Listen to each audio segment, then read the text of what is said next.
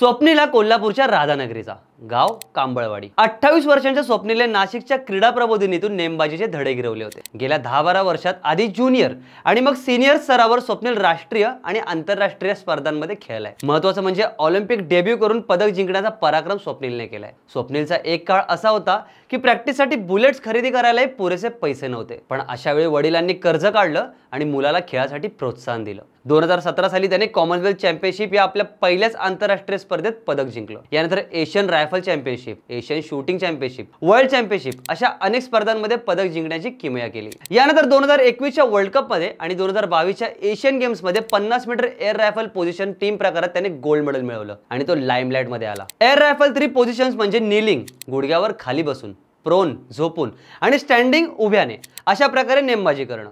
आता Paris Olympic मध्ये त्याने ब्रॉन्झ मेडल जिंकून इतिहास घडवलाय।